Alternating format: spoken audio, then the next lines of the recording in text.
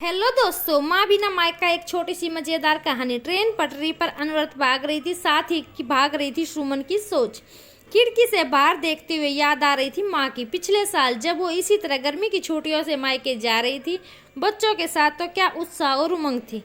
कितनी तैयारी, साल की सबसे लंबी छुट्टी, बस समय जैसे कट ही नहीं रहा था। बच्चे भी नानी, मामा, मामी और उनके बच्चों से मिलने को चहक रहे थे। बच्चे तो आज भी उत्सुक थे, पर उसके मन में डर और चिंता थी। माँ अब गुजर चुकी थी। इस बार पहली बार वो उनकी नामौजूदगी में अपने मायके जा रही थी।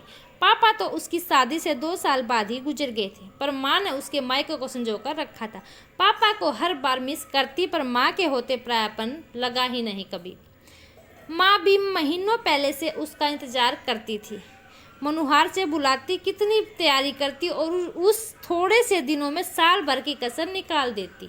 उसका छोटा भाई अमन और उसकी पत्नी रीति भी अच्छे थे, पर क्या अब भी वो सब वैसा होगा जैसे हमेशा होता था। घर तो माँ के बिना सूना लगेगा ही कहीं। वो हक, वो अपनापन, वो उसके आने की चाह, मनुहार कम तो नहीं हो गई होगी। जब से उसकी सहेली ने उसके अपने माता पिता के बाद मायके का बदला हाल बताया था, तभी से उसका मन इस अनजान डर से दुखी था। उसने यह तक की सोच लिया था कि अगर अच्छा नहीं होगा तो वह जल्दी वापस आ जाएगी। सोचते सोचते स्टेशन आ गया। अमन के साथ बच्चे भी लेने आए थे। घर पहुंची तो जैसे माँ बार बार गेट के चक्कर लगाती थी, वैसे ही रीति को पाया। घर के अंदर जाकर देखा तो उसका मनपसंद शरबत तैयार था। कमरा साफ और सुंदर फूलों से सजा था। पास बैठी थी तो रीति चाय ले आई। बातों ने उसका मन बदल दिया। सच में माँ के जाने से घर सूना हो गया था। हर कोने में उनकी माँ की यादें बसी थी। रीति भी उन्हीं को याद कर रही थी। रात को अमन उसका पसंदीदा आइसक्रीम लाया था। उसने भी सबके लिए लाए हुए उपहार दिए थे। बस अगले ही दिन कुछ दिन पंख उड़ाकर उड़ गए। सब यहाँ मिलने जाना, थोड़ी शॉपिंग, थोड़ा घूमना, और रीति तो उसकी कितनी बार चाट खिलाने भी मनुहार करके ले गई थी।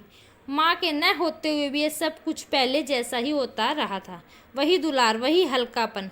और तभी एक दिन उसने देखा कि रीति अचार के डिब्बों में से अचार, घर के पीसे मसाले और गांव से आया गुड़ और बहुत सा सामान पैक कर रही थी। यही तो माँ किया करती थी। जब उसके वापस जाने का समय आता था, उसने पूछा तो रीति ने कहा, दीदी आप अब कुछ दिन बाद चले जाओगे, मेरा तो मन ही नहीं लगेगा। माँ हमेशा आपको ये सब देती थी ना, तो मैंने भी सब पैक करने का सोचा है। गले ही लगा लिया था सुमन ने रीति को। सारा डर और शक खत्म हो गया था। इस 1 महीने में माँ की याद बहुत आई, पर अमन और खासकर रीति ने उसका इतना प्यार, सम्मान और अपनापन दिया था कि वह समझ गई थी कि उसका मायका आज भी उसका था और हमेशा रहेगा। जब रीति को यह सब बताया तो वह बोली, मैं समझती हूँ दीदी, एक लड़की के लिए शादी के बाद उसका मायका क्या मायने रखता है। आप तो जानती हैं कि हम 2 बहनें ही हैं। आज तो मेरे मम्मी पापा और उनके बाद हमारे मायके का क्या मतलब रह जाएगा, यह सोचकर ही हम दोनों डर जाती हैं। किसके लिए जाएंगे हम वहाँ। मैं तो आपसे आपका मायका छीनने की सोच भी नहीं सकती। लड़की ससुराल में दुखी हो तो मायका वो जगह है जहाँ वो अपना दर्द बांटती है, कुछ सुकून मिलता है और सुखी भी है। तो भी वह अपना बचपन की यादें बसती हैं, जवानी के सपने, मस्ती, हल्कापन याद आता है। माँ के आंचल में वापस बच्ची बन जाती है और पिता का लाड और भाई बहन का साथ सब दुख और थकान भुला देता है। सुमन स्तब्ध रह गई थी। सचमुच जिनकी स्थिति होती है उनका डर क्या होता होगा। उसने रीति से कहा, किसने कहा तुम्हारा मायका नहीं रहेगा।